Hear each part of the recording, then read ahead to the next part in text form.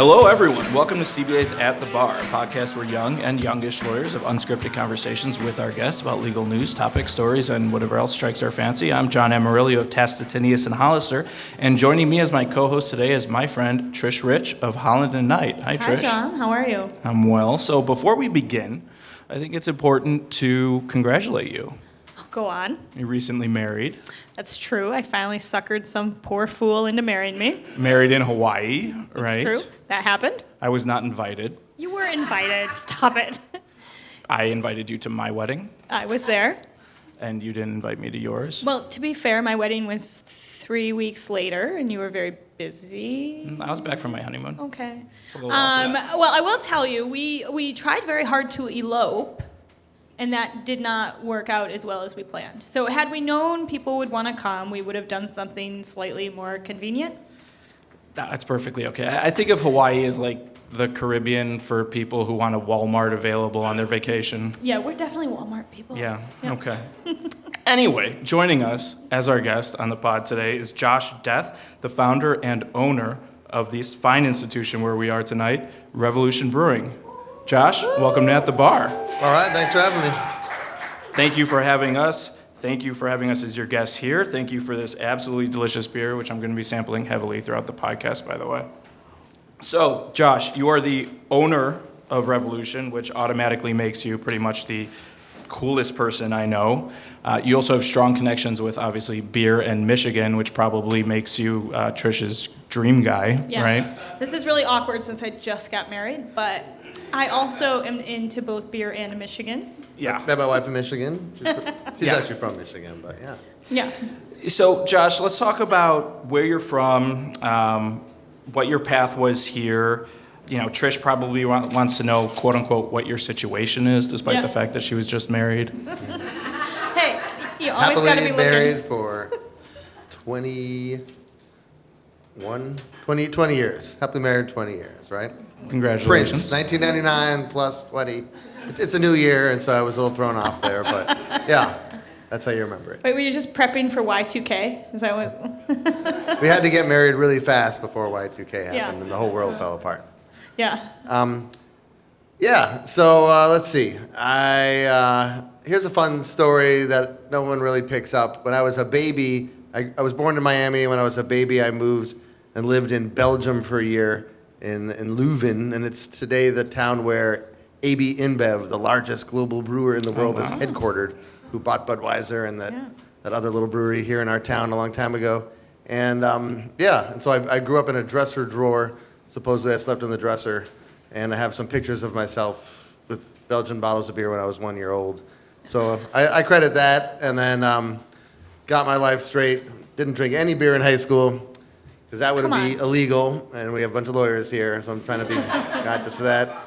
And I went to college in Ann Arbor. I grew up in Boston. Moved out there. My family moved afterwards, and studied engineering, studied economics. My mom wanted me to be a lawyer. Yeah. There it is. And didn't pass that bar, but the bar joke has already been made, so I do get to spend every day in a bar in a sense, and that's a beautiful part about that. I got into brewing in college. I figured maybe I was a little bit too cheap to buy it at the store. I just wanted to make it for myself, really, kind of a do-it-yourself person early on, and got a lucky break in '95 here in Chicago. Came for an internship in affordable housing, and had a part-time internship doing that, and I wanted to work in a brewery that summer, and I got a job in a brewery when I was 20, a place called Golden Prairie, just about 4 or 5 blocks from here. That went away, but now it's making a comeback, and I cleaned kegs, and then I kind of worked my way up, worked at a few other breweries, worked at Goose Island when they were getting off the ground with their big production brewery and growing big, and then eventually always wanted to open my own brewery. Came up with the name Revolution about 20 years ago. Quit my job at Goose Island. All the business plans kind of fell apart, didn't work out for various reasons. Did a lot of things in life. Fast forward, and we're opened up Revolution almost 10 years ago. We're coming up in a couple weeks to our 10th anniversary. Yeah. Congratulations. I will drink to that. Yeah, let's drink to that. So, other than not wanting to pay for it, what drew you to beer? Yeah. Like the act of making it, the process of making it, and it's it smells up the house. And but I was living in a cooperative house in college, 40 of your closest friends, and a big kitchen. We already had the big soup pots. All I really had to do was get the ingredients, and I had plenty of people to help sample the beer and enjoy it. And we still, even today, like the making of beer. I just got out earlier today. We were doing a collaboration with another brewery in town. Can't talk about it, super secret, but You can tell us. It's going to be pretty awesome. This is all covered under our confidentiality This was like the rules. second or third Just like third you meeting and where we 3,000 of your like closest get friends. together and drink a bunch of beers and try to figure out what it is that we're going to do. And yeah, it was pretty cool today. We came up with a concept idea. We're going to brew a beer. It's going to go into bourbon barrels and age for a year and come out a year from now. Pretty awesome project to get into that. And we'll go to their brewery. They'll go to our brewery. We'll get to drink beers and have fun. I don't know. If you don't work a day in your life, there's some saying about that, but it's pretty awesome. So when you were, I want to back up to the Michigan days, if we could. Jesus. Michigan, all right. John, Always you Michigan. you can step out if you like. No one cares. Okay. So first of all, the co-op housing. How close were you to Blimpies? No. I was pretty close. I thought you might be. Yeah, just a couple blocks. Yeah. Couple blocks. I was a vegetarian though. Blimpies is like the burger place. Yeah, it's And- gone now. Yeah, and it's gone. That's not my real question. So my real question is. We're cutting all of that in post-edit, by the way. Yeah, you don't own me. I do Lived what I across want. I lived across the street from Geppetto's and Mr. Spots nice. and the Blue Front Yeah. and all that. Yeah. So when you were brewing your own beer in college, you must, I mean, at least in my timeline of events of my life, it seems like you must have been on the forefront of that, right? So like when I was in Michigan, I was drinking Bell's beers from So- Kalamazoo. Those were the Okay. beers that inspired me on a commercial basis to like we would see them, and they were like a glorified step above homebrew, right? And like they were at that point sticking labels on by hand. I knew people that volunteered at the brewery, and you would get paid a case of beer for sticking labels on beer, and you could drink as much beer as you could drink while you were doing it. So I should say, when you were at Michigan during that time, I was in Kalamazoo. I did my undergrad at Western Michigan University. So it wasn't This podcast until, isn't about you, Trish. well, it wasn't until I moved to Chicago that I realized not everybody's college beer was Oberon. It was called Soul Sun Yeah. back then, and he got sued by Sol, the Mexican beer, and he had Is to that right? change the name. We're gonna call that an intellectual property kind of Thank issue you. here, right? You've captured everybody's We attention. getting there? Is this where? Yeah. So I think Trish's My question. least favorite thing to do. What's that? With lawyers, probably.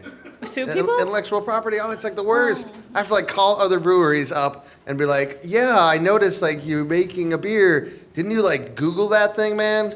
You know, and it's like we have a beer with like that Wait. same name. I hope you're not And, suggesting that our jobs can be outsourced No, to it's just Google. like we do lots of different things with lawyers, and even in business, let's just even set aside the lawyers for the minute. But it's just not like you. Of course, like we make great brands of beer, we make beers. We want to sell beer to people who want to be familiar with the name of the beer. That's the whole purpose. I get it, but the act of what you actually have to do, we consider a lot of these other breweries that are around, and today there's 8,000 breweries in the United States. Pretty crazy.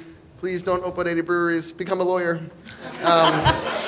Is that we definitely you, have a dearth of lawyers. yeah, yes. like all the good names are taken, but we generally like I talked about, we want to do a collaboration beer with other breweries. I don't want to have to call them up. I've had to call up a couple breweries that like we are good friends with the owners and the brewers, and some of them are even bigger than us, you know. And you have to but you have to work it all out, and so.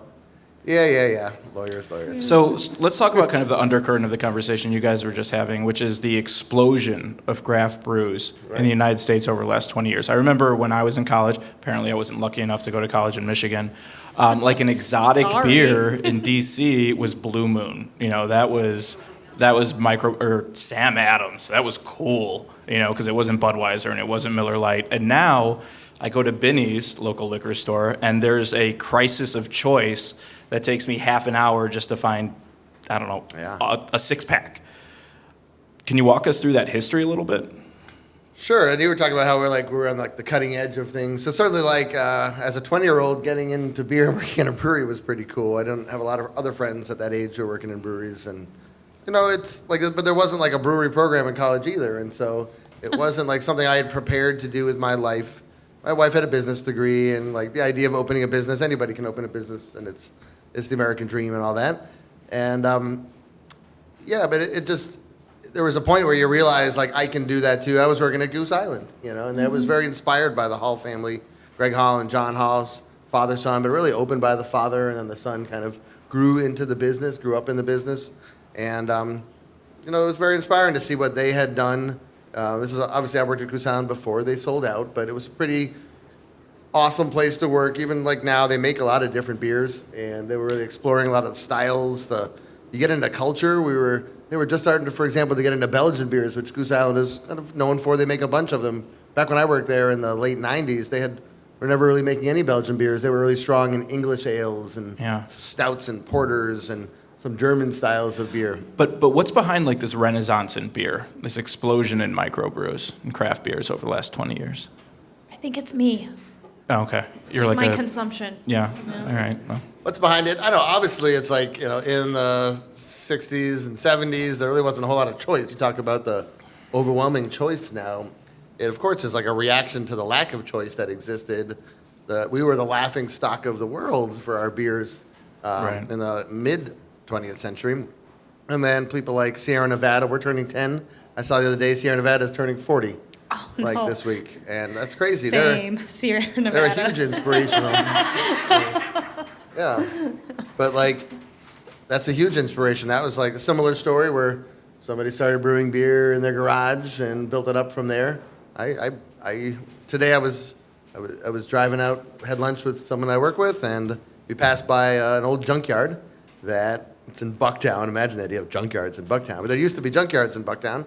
And I had bought my first big kettle there, and I put it in the garage, and I had built a little brew system in my basement, and I ended up spending all the time fidgeting with it and building it. I never actually brewed on it, but it gave me like the inspiration to like, hey, maybe I can do this for my own and kind of figure it out. So you're like the Bill Gates of beer. You started in a garage, and now you have this place. Yeah, but he went to a basement. good That was a basement. Right, Yeah, I started right. a basement. Yeah. Did have a garage, but there was an old beer can when I bought that house. It came with like an old beer can collection from the previous owner of like some of the old Chicago breweries. So there were Chicago breweries before Prohibition. I think today, I saw it online on like this Facebook thing that there's like, today was the 100th anniversary of the first day of Prohibition. Okay. I know it started a few things talking about laws or something. I think there's this document, this federal document or something like that. I saw it under glass once. And they put some words on it that said 100 years ago that you can't drink alcohol? Imagine that. It's so weird,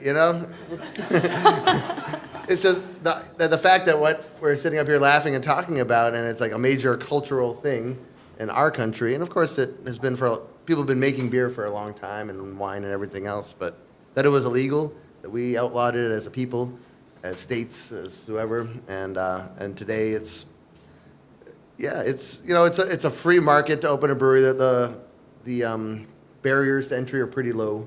Do you think it's reached its saturation point? You know what the barrier to entry is? What? To open a brewery? You gotta hire a lawyer, man. What if I know a lawyer? You gotta Good apply advice. for it, and you can do it without hiring a lawyer. Probably there Bad are ways, idea. but it's like that is like, and they get paid first.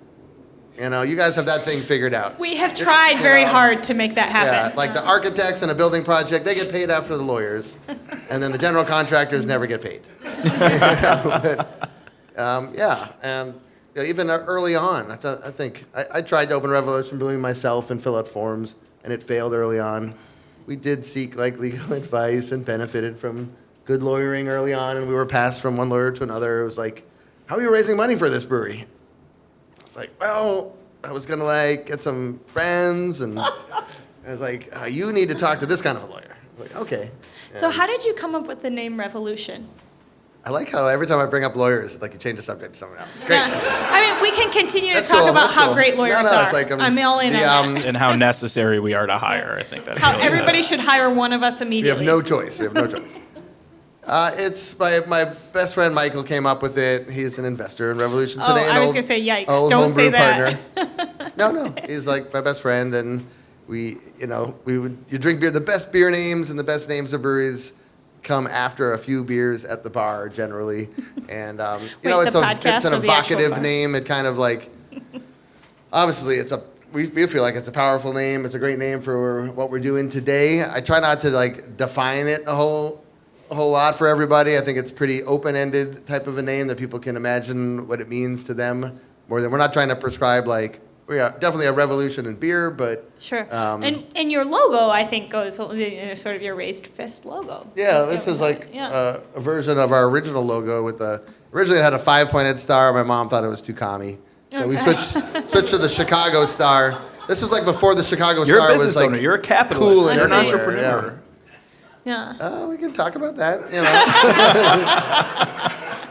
Revolution, Wait, are you gonna give us so our all 10th money? anniversary, someone just asked me earlier, was it you? It was like, our 10th anniversary is February 3rd, and we're already planning like, we don't have a big event that day, and I heard on the radio today on the way down, it's like, that's the date of the Iowa caucuses, man. It's like, Oh, you're competing so with now a I'm lot. thinking about No, like, it's how not can we competing. integrate like our anniversary into that? We don't like, as a company, we don't endorse candidates and all that, but man, I've been to Springfield a bunch of times. But it's We've definitely changed Elizabeth laws, Warren, and right? We deal with Wink, wink.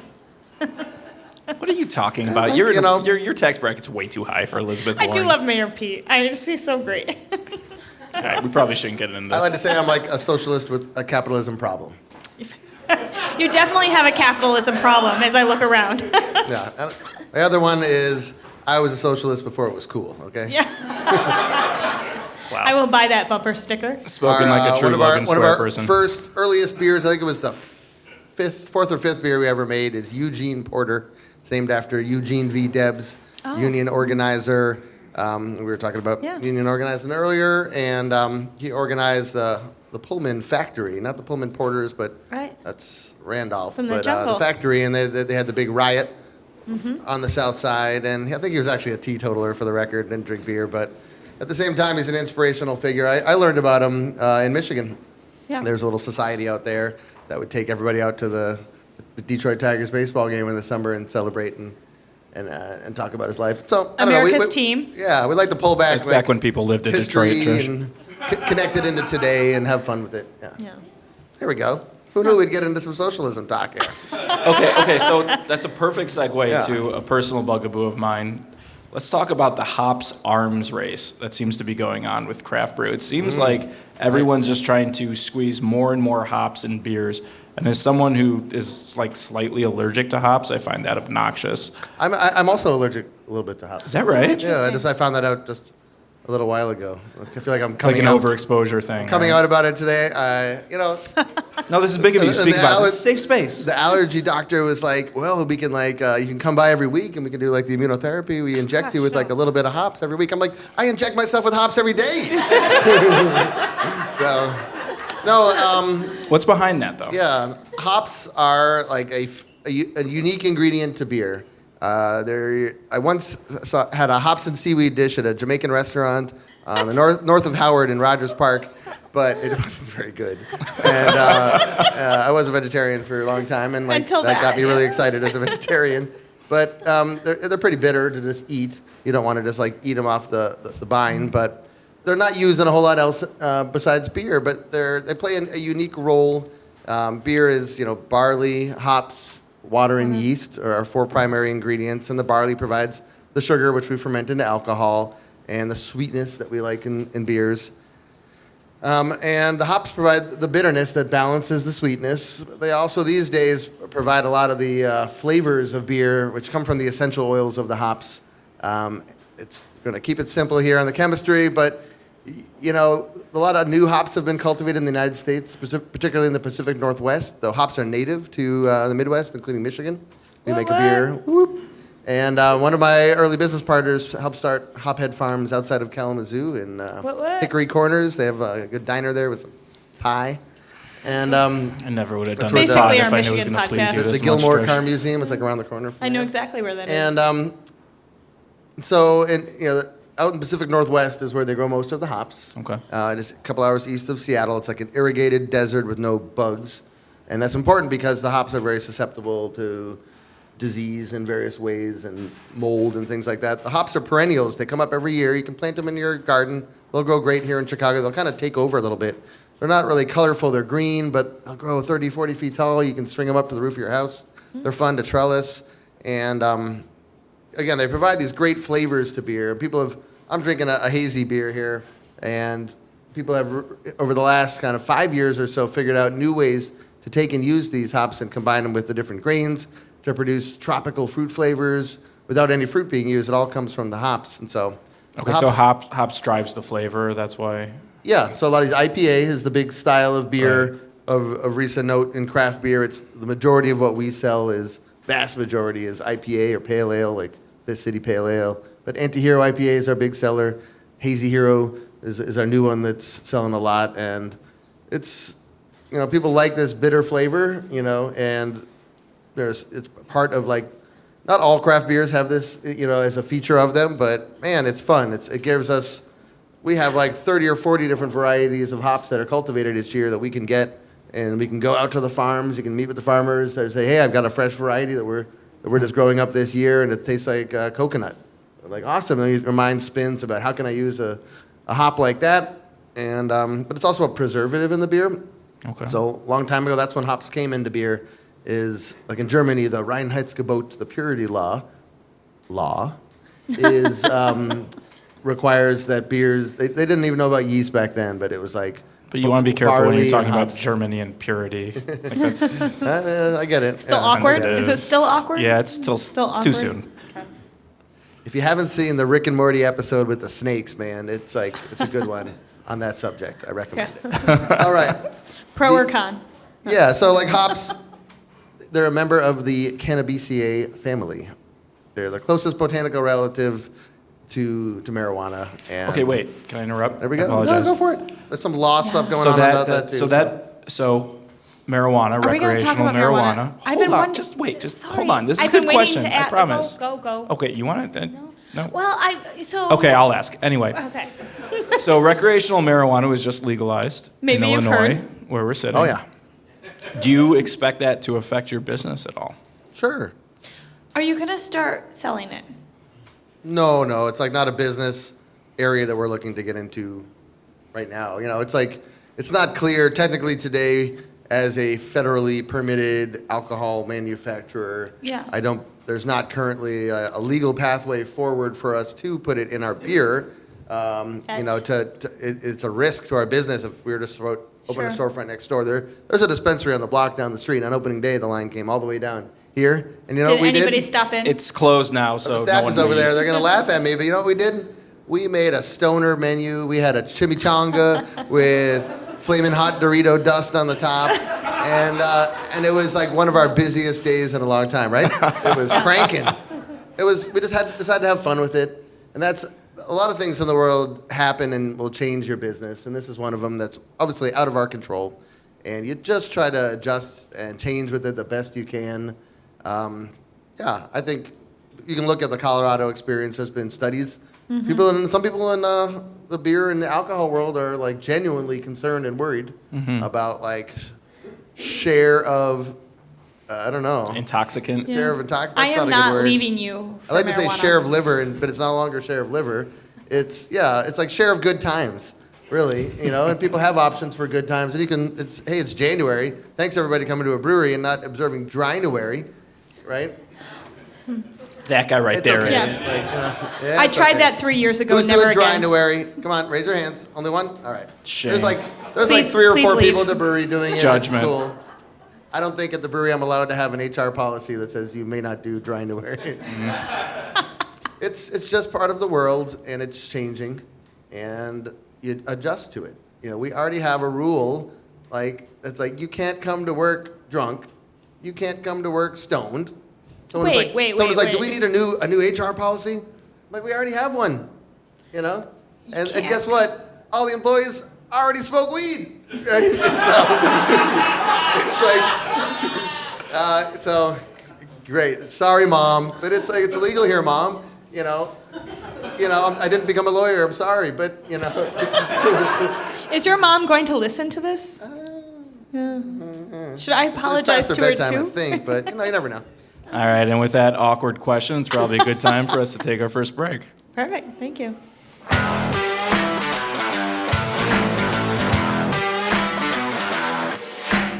This episode of At the Bar is brought to you by courtfiling.net, your solution for filing in over 100 courts in the state of Illinois. Courtfiling.net provides a better e-filing experience, focusing on speed and ease of use in the e-filing process while quickly addressing the pains that can arise from a newly mandated process. Courtfiling.net is affordable and offers 24/7 phone, email, and chat support. Visit us at courtfiling.net to take advantage to receive 30 days unlimited free electronic filings and see why it's the best solution for your firm. Let courtfiling.net worry about your e-filing so you can get back to taking care of your clients. Seeking to expand your legal network, sharpen your skills, and obtain free CLE? Unless you plan on being a professional failure, that's probably a good idea. Join the Chicago Bar Association today and connect with lawyers and judges who lead Chicago's legal community. The CBA will help you expand your personal and professional networks while providing practical programs and resources that meet your specific practice needs. New lawyer membership starts at just $82 a year. Learn more at www.chicagobar.org.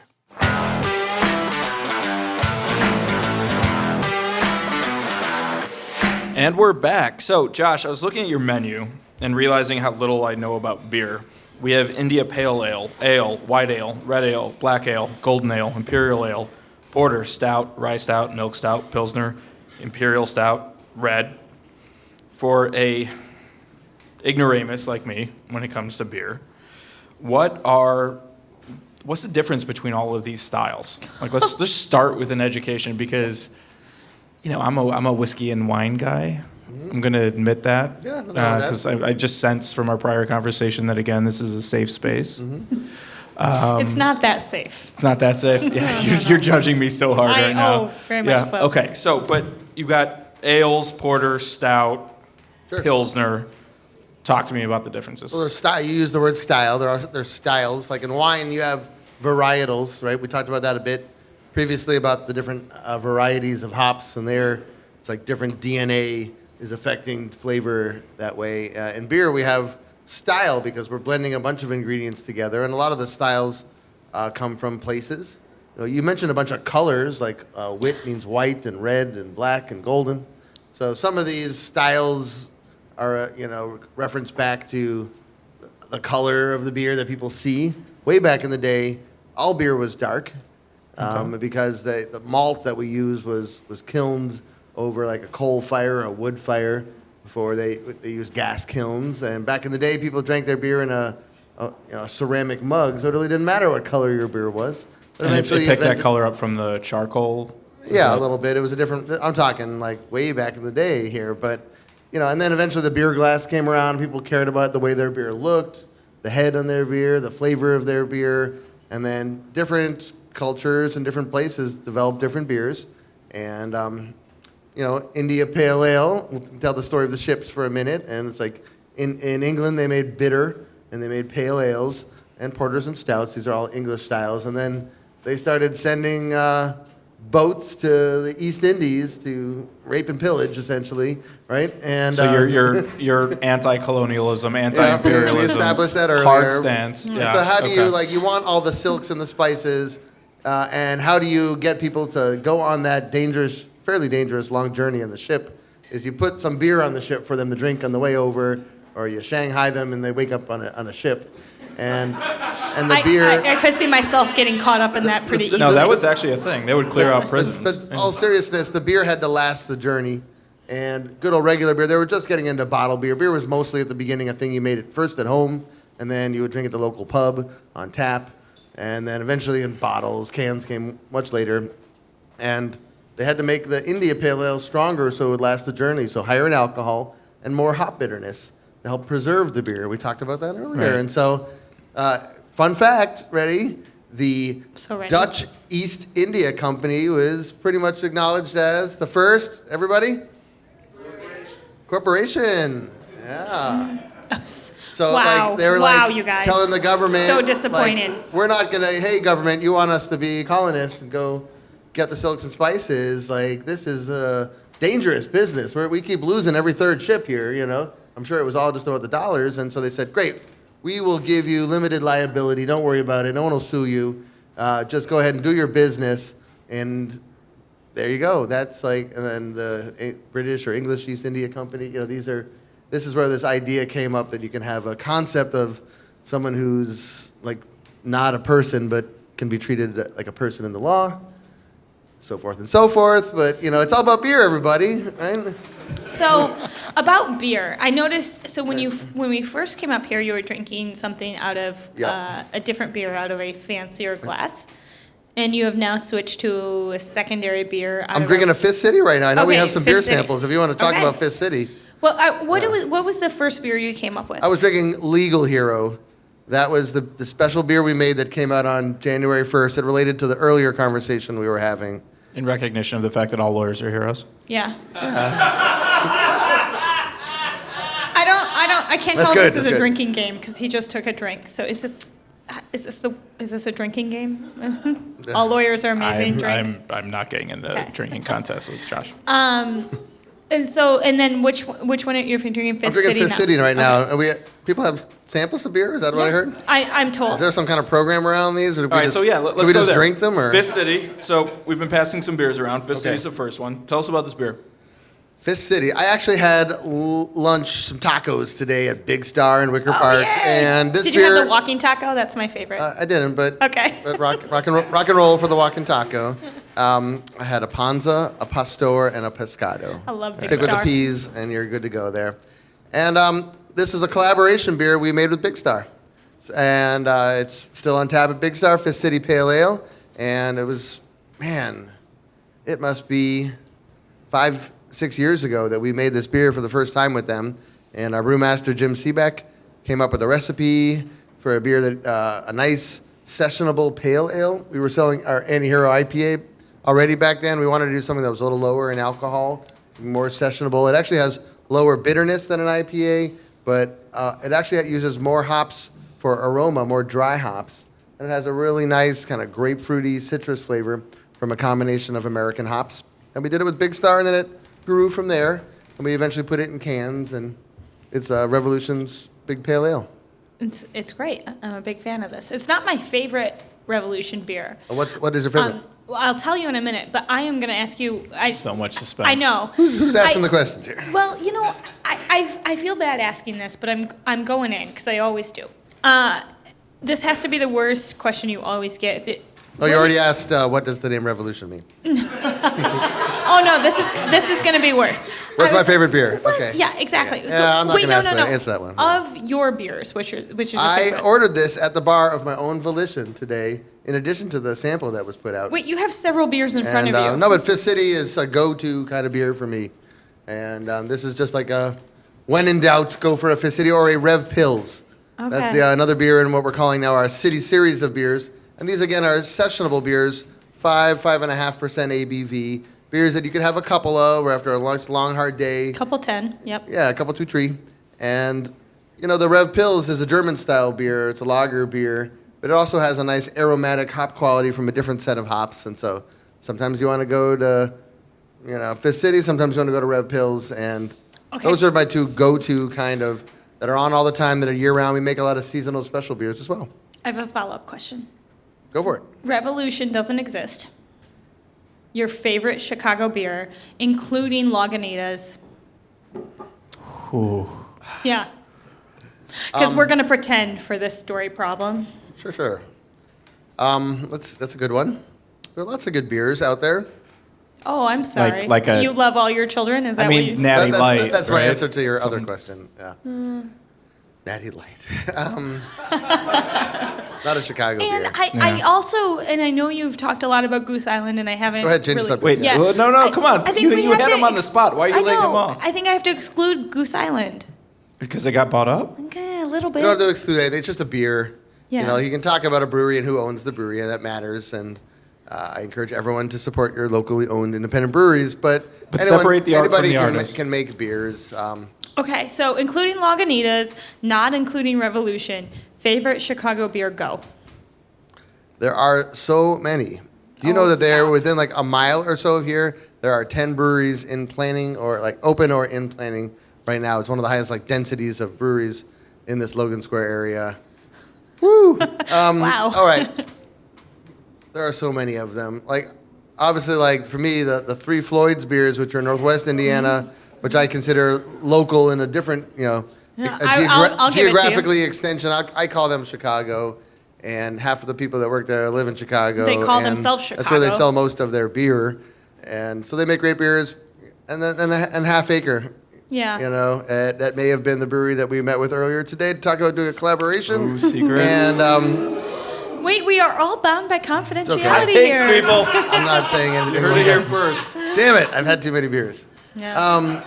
They have really paved the way with hops and the combination of hops and a lot of small batch beers. It's almost like not really just one beer. It's like you go It's a there, family. and we do a similar thing at Revolution, but we're definitely inspired by them. Where you just go there and try the latest creation that they've come up with, and their artwork is freaking awesome. Yeah. So.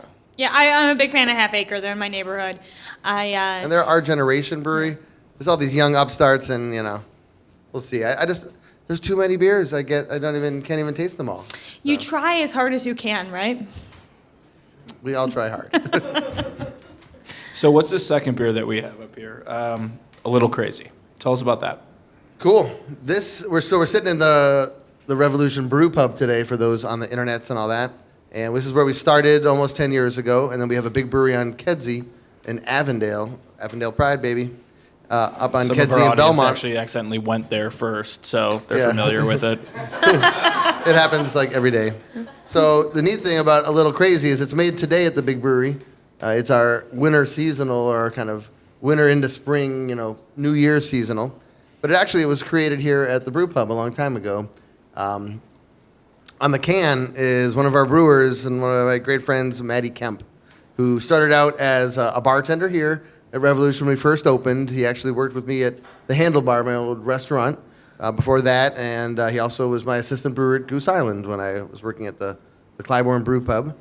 So I've known Maddie for a long time, and he fits the bill a little bit for the name of the beer, but it was a beer that was created as a second runnings beer.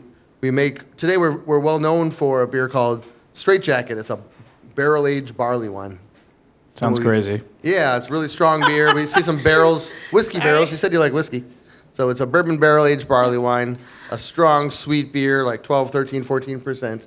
And then you brew a beer like that, and then you have a lot of leftover sugar water, the wort that you make. And you would otherwise put it down the drain, but you can just pause for an hour or so, finish up the first beer, and then you can go ahead and make a second beer with the kind of the weaker strength sugar water. And it ends up being a lower in alcohol beer, more what we would call a session beer today.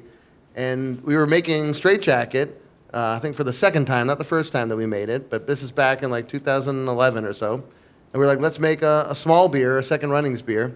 And we were like, let's do something different with it, not just make a regular old ale. It's a primary kind of beer that we make. And we used a different yeast. So we used our Belgian wit yeast. You mentioned that beer. We had that around. And then we used a new hop at the time called Citra hops, which are very popular today. And we combined those ingredients, and the beer we had the Straitjacket, which is, before it's barrel aged, it's called institutionalized. It was part of the Repo Man movie soundtrack. Anybody? I'm sensing a theme here, though. And we're got a fan out there for the Repo Man soundtrack. We did a beer named after every song on the soundtrack, like Coup d'etat and When the Shit Hits the Fan. A brown ale, by the way. Nice. Didn't you have a movie shot here? There was a The movie movie with was like at the other brewery, yeah. Olivia Drinking Wilde Buddies, and Olivia Anakin Oh, Wilde. yeah, I Drake forgot and- about that. Yeah. Like I'm not like a celebrity follower because I think social media is generally like a Don't let him an fool amusement you. park for clinical narcissists. He's But all like Kardashians. I have this whole theory about how they're like responsible for the downfall of American culture. We should do a pod on that. They are terrible people. The worst people ever. We can't come up with a con opinion. Yeah, that's a Yeah. good point. No, So- my wife. Oh, yikes. Yeah, I love your wife, but yeah. Well, no, we'll bring her on. okay. Josh, I interrupted you. You were saying. It's okay. Little crazy, it's important to know it's a hybrid beer. So it's kind of part Belgian ale, part American pale ale. It's a Belgo or Belgian American pale ale. And it's great. It's where like two styles come smashed together, and you get the taste of a Belgian beer, but a little bit of the hops from the Citra hops. So, this wait, is the first hold time on. I've tried a Little Cheers, Crazy. everybody. Everyone have beers Yeah, out everyone- there in the yeah. audience? Let's involve the audience. I know we're going to do that soon, but cheers. Enjoy the beer. Well, why don't we do that now? Let's go to a Q&A. We've been asking all the questions. Yeah. Right there. Come on up. We've got a microphone set up. We'll cut out all the dead air and post edit, so take your time. This is where I should tell my hilarious jokes. So you mentioned earlier that you felt that Goose Island had sold out. Did I use that word? Okay. They can did edit it sell. out, They it's did. fine. se- This is they Megan sold. from New Jersey. Go ahead. Yeah. Oh, awesome. I'm not wearing my hoop earrings. You know, there's an Anheuser-Busch brewery in Newark. I New know. Jersey. Growing up, when we went to the airport, you could Yeah, it's right always by there. see they had this like rotating old school neon sign. And I actually still associate the Anheuser-Busch logo with excitement because it was right outside the airport, and it usually meant that we were going like on vacation. This is better than what I thought you were going to say, which was Oh no, it gets worse. I think I associate the Anheuser-Busch All right, keep going. logo with pilots flying planes. So Oh better than I thought that was going. no, So- my secondary association is actually you. Okay, fair enough. But so I don't actually know a whole lot about their arrangement. So they distribute like 312 and Green Line, but they also have some ownership over their local brew pub.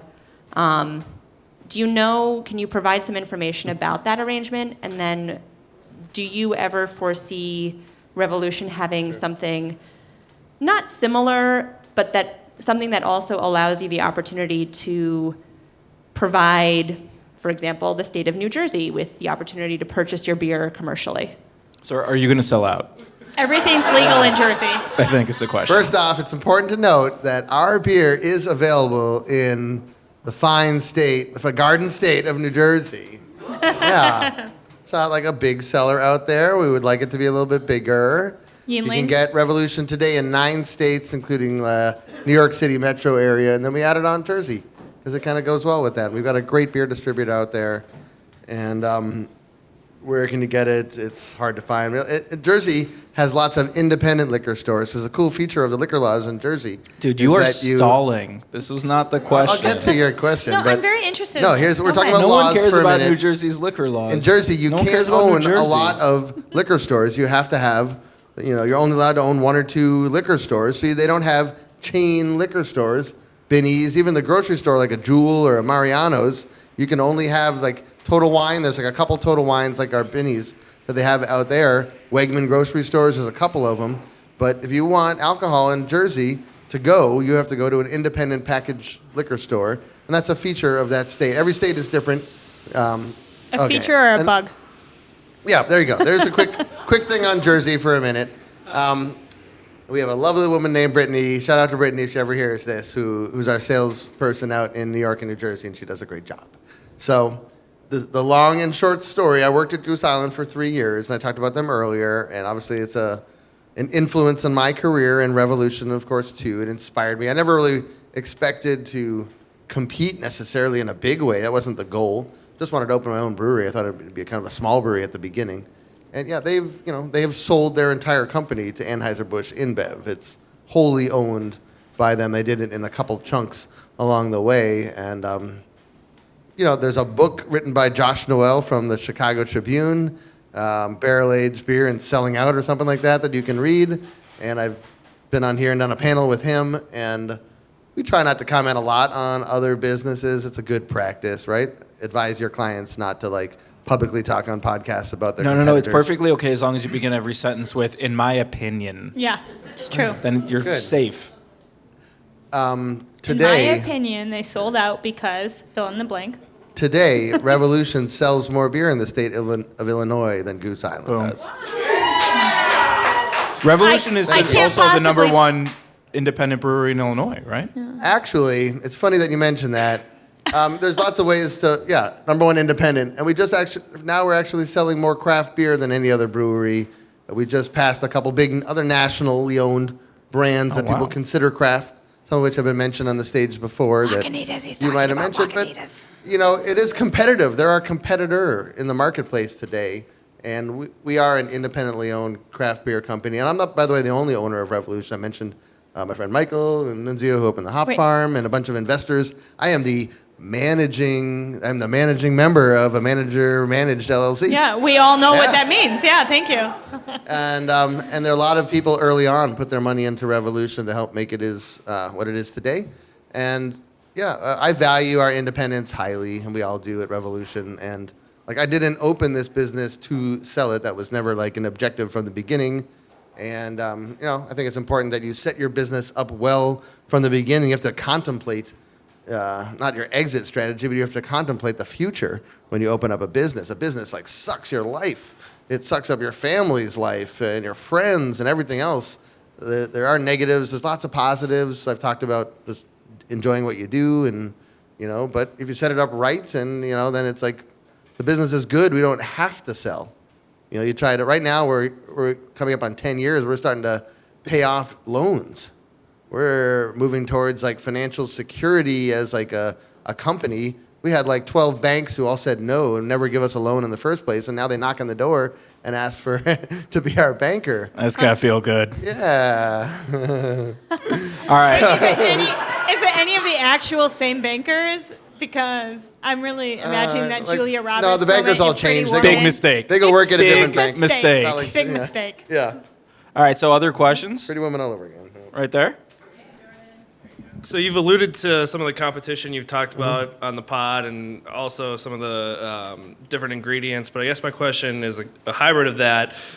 Where do you see keeping Revolution out at the forefront, competitive, coming out with new stuff? Is it staying on top of ingredients like the citra hops you talked about? Is it talented brewmasters? How do you stay out ahead Best of lawyers. competition?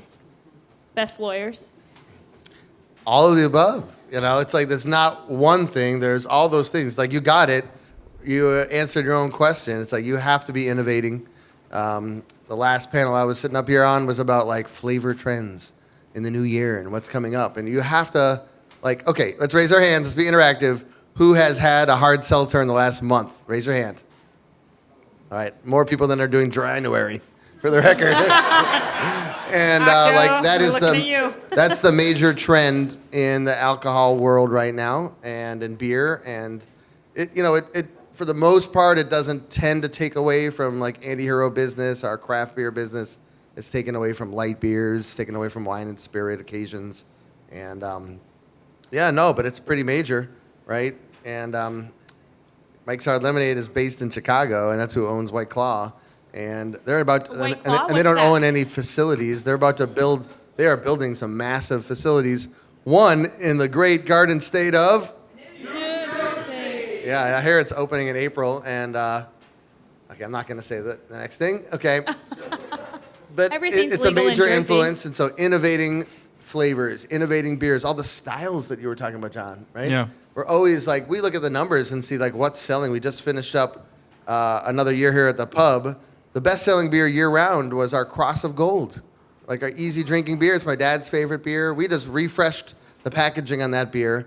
We added a CTA L car going over the tracks because we're going all in on Chicago.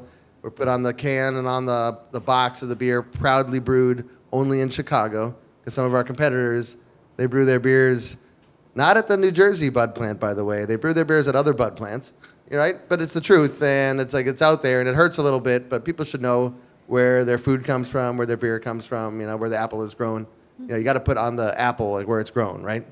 In beer, you can get around that. You can put on the beer the zip code of the multiple breweries that you have, not necessarily where it was exactly made. It could have been made at one of these 3 breweries, by the way, possibly in Chicago or possibly in New York or Colorado, right? And that's a legal maneuver.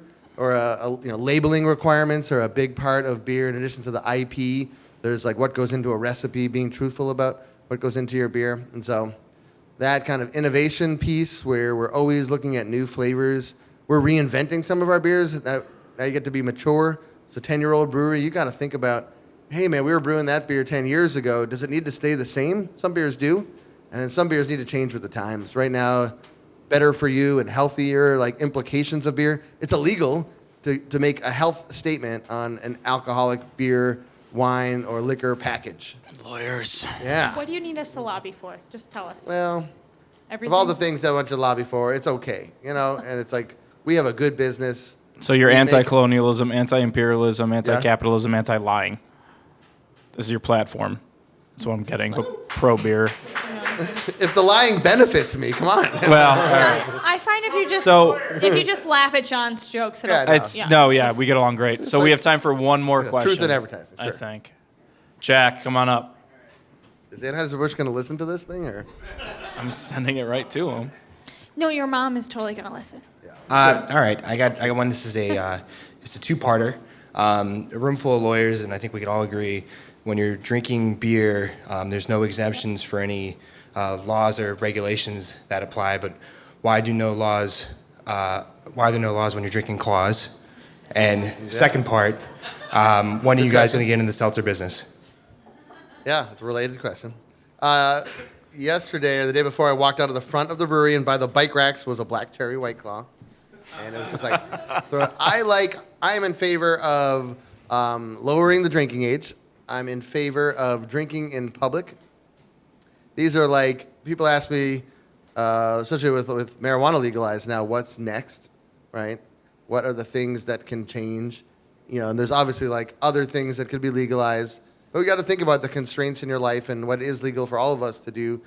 We have like self-responsibility and do the right thing as well. So I think that's important. And like in New Orleans, you can drink anywhere, but do you want your city to be like New Orleans, right? And Yes, no, I do. I think, well, but like there are places, there's room for in Chicago, a big city like us, to say that there are certain zones and places that are, people generally want entertainment, but they don't want it in their neighborhood, right? Like who wants a club like to open up a block from them, right? No, I'm in River North. I get like it. Zoning. Want to talk about zoning? Let's not talk about zoning. But I got involved in zoning way before I opened a brewery. When I was in urban planning, I got a degree in urban planning and housing, and did a lot of other community work and zoning work. And I knew the zoning code back and forth. I quit my job at Goose Island, did a bunch of other things, but it prepared me well. We get a zoning change here. We had a community meeting 10 years ago, and it was like 99 in favor, 1 opposed to give Revolution a zoning change to open a brewery in Logan Square 10, 12 years ago. And people were like, please bring it. I can't even get, there's very few choices of places to go. Yeah. The neighborhood has changed a lot. It's incredible because you guys are now a gem of this neighborhood, Yeah. right? Let's just talk about White Claw, though. Yeah. Right? What's worse, to talk about gentrification or talk about seltzer? I don't know. Yes. Kind of the same thing. It's they're like both things that I can't like directly control. Okay. Like, that I'm a player in and involved in, and this is like, what can you do? We are not going to make a seltzer. Like, we're pretty out there on that point, and I'll reiterate it.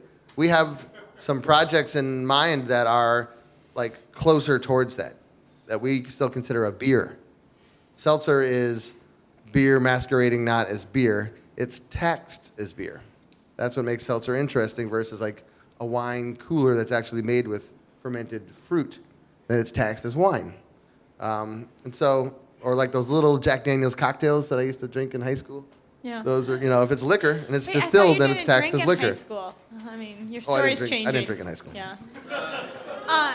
But I am in favor of lowering the drinking age because, like, So what would you lower the? Yeah, the that's my drinking radical age point to? of the day, right? What would you lower it to? 18. 18. Okay. 21 to 18. think We just that's took cigarettes reasonable. up from 18 to 21. Yeah. And it's just fine. And it's like, it's just a law. And we'll see what happens. Yeah, it's like, just a law. He Folks. says to the room full of lawyers. Is it really gonna change 19-year-old smoking habits? Maybe. Like the public, like smoking has come way down. Major public health initiative around that, right? We just legalized marijuana, and we're turns kind out of it's bad encouraging for you. smoking, at least here locally. You don't have to smoke it. And there's positives and there's definitely negatives around smoking things. And this is like, I don't want to be a legislator. I've got my hands full, and You could someone be, I does bet. though. Someone has to be a judge. My wife says, "Oh, stop judging me." Women, am I right? Well, I'm not going to go there, but it's like Smart. at You're the very brewery. smart. At the brewery, we do taste panel every day. I did it today. We taste beers. We are critical of them. We How judge do I them. get invited to the taste Yeah, panel? it's one of the Oh, privileges. Yeah. And today we were tasting barrel-aged beers. It's a fun taste panel. I am so. Yeah, but it's like you have qualified to for be that. critical. You have to judge. My opinion is, my wife doesn't like to hear this, but it's like we're constantly judging all the time. That's like giving your preferences, saying what you like and dislike. And you got to keep it cool. You got to be respectful while you're doing it. And you all live in this world where there's this thing called judges that it's like aspirational, I guess, or it's the top of the pecking order. Or maybe someone wants to be a judge in this room. Are there judges in this room? Probably not. They don't come out to things like No, this. no. But it's like, I don't know. I think it's like we should clap for the judges, for the people who are willing to like say, okay, this is what I think is right at the end of the day. there aren't many other elements of life that I see that where we appreciate people who make the critical decisions like That level of trust. Yeah. Yeah. So I think we are running short on time, but I do want to ask you one final question. And that is, so when you were you mentioned you went to school in Ann Arbor. Mm-hmm. And I believe that was the University of Michigan, What was my favorite bar in Ann Arbor? Dominic's. Okay. It's obviously Dominic's. That is the only right answer, but that's not my question. When you started home brewing in Ann Arbor, you presumably made some beers. Mm-hmm. And my question to you is, here at Revolution, what is the beer that is closest to the beer you started making first in Ann Arbor? The very first beer I made was called Bodacious Bitter. And I love it already. the Fifth City that we're tasting, generally, like, one of the concepts is, like, if you have it on tap, it's a bitter, and if you have it in a bottle or a can, it's a pale ale. They're closely linked styles of beer. So just the Fifth City that we're drinking. The idea is here is just like a nice drinking beer with some hops in it, hop forward, but some malt character. That was the very first beer I made. Yeah. So you heard it here first that Fifth City is a Michigan beer. Don't answer that. We're going to take our next break, and we'll be right back with Stranger Than Legal Fiction.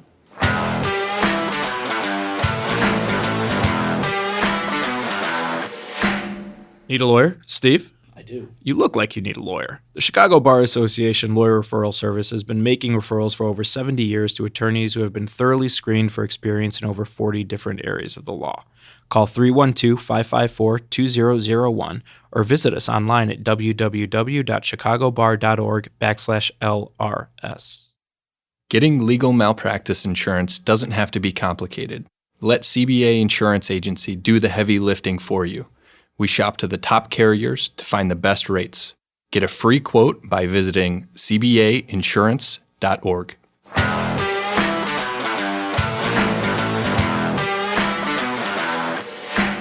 And we're back. So we close out every episode with a game that we call Stranger Than Legal Fiction. The rules are very simple. Trisha and I have done a little research on the internet, so we found a law that is still on the books or existent or should be.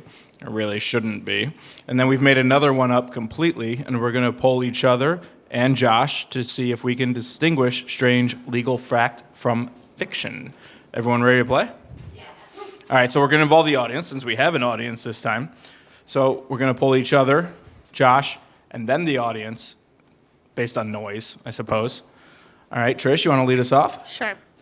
Though with a disclaimer, number one, I've switched to the, what was it called? The Legal Hazy beer? The Legal Hero. Legal Hero. I've switched to Legal Hero because we are. And then secondly, for the first time, I have to say at the beginning of the podcast, I saw our guest looking at the only notes I brought, which was about my Stranger Than Legal. I thought there were questions you were going to Okay. ask me, and I was trying to get... Yeah, no, I saw you Tip-off. sneaking a peek at my notes. And so all I'm going to say... I didn't say I don't break laws. I'm not going to judge anybody. I'm not going to say anything, except I will say I think some people on the stage have an unfair advantage right now from having There looked weren't at... any answers. It was just questions. Yeah, no, it's just questions, but you've had a lot of time to think about it. So, anyway. Ask the question, Trish. Okay. So, one of these is a true law and one of these is not a true law. Number one, in the state of Alaska, it is legal for bartenders to give free drinks to patrons. Number two, in France, all vehicles must contain breathalyzers. So, Josh, what do you The think? first one was legal. It's legal to give it alcohol? legal. It's illegal in Illinois, I know, to give away free alcohol. So can't advertise like free beer. No, so it's not advertising. It's just like Yeah, to get it- you had to to wait con- too long. I'm going to give you a free drink. Because I've had to wait many a time at a bar. Sure.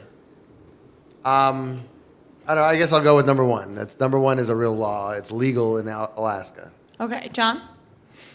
I'm going to actually You're gonna phone a pull- friend pull here, your- see what the audience thinks. Guys, all right, by noise, who thinks that the first one, the Alaska law, is the real law? Yeah! All right, who thinks that the French law is the real law? All right, I'm going to go with Alaska's the real law, especially because I've driven cars in France and they didn't have breathalyzers.